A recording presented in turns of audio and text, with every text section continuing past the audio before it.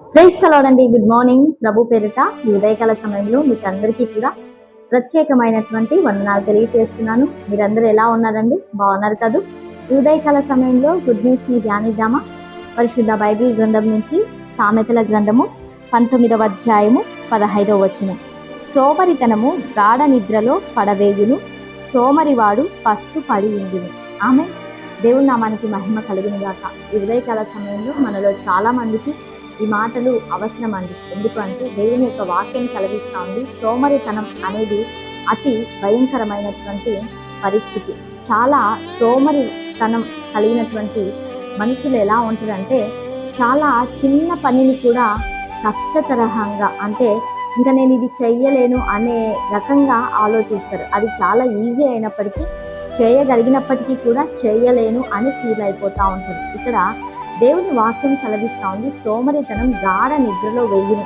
సోమరి వాడు పస్తు పడి ఉంటాడు. వాడు ఏమీ సంపాదించలేనటువంటి స్థితి, కనీసము తను తినడానికి తిండిని కూడా సమకూర్చుకోలేనటువంటి పరిస్థితి. ఇదే సామెతల గ్రంథం 6వ అధ్యాయం 6వ వచనంలో సోమరిని ఉద్దేశించి దేవుని వాక్యం సెలవిస్తూ ఉంది, సోమరి చీమల యొద్దకు వెళ్ళుము, ఎందాక నీవు పడుకొని ఉంటావు, వాడి యొక్క చీమల యొక్క నడకను చూసి నేర్చుకో అని సోమరిని ఉద్దేశించి ఇక్కడ దేవుని యొక్క మాటలు సెలవిస్తూ ఉన్నాయి, చీమలను ఉద్దేశించి. అవునా అండి? నిజంగా అవి చాలా చిన్న జీవులు అయినప్పటికీ కూడా చీమలు అవి చాలా క్రమంగా వెళ్తాయి. అవి వాటికి విచారణకర్త న్యాయాధిపతి లేకపోయినను కూడా ఏం చేస్తాయి అంటే చీమలు వాటికి కావలసినటువంటి ఆహారాన్ని సమకూర్చుకుంటాయి. అయితే సోమరిపోతు ఏం చేస్తారు అంటే తనకు కావలసినటువంటి ఆహారాన్ని కూడా సమకూర్చుకోలేనటువంటి పరిస్థితి, ఏ పని చేయాలనుకున్నా చేయలేనటువంటి పరిస్థితి, ఏది సాధించాలనుకున్నా సాధించలేనటువంటి పరిస్థితి. నిజంగా ప్రియమైనటువంటి దేవుని బిడ్డలారా, దేవుని పిల్లలముగా ఉంటున్నటువంటి మనము సోమరుల వలె కాకుండా మనము ఉండాలి. సోమరుల వలె మనము ఉండకూడదు.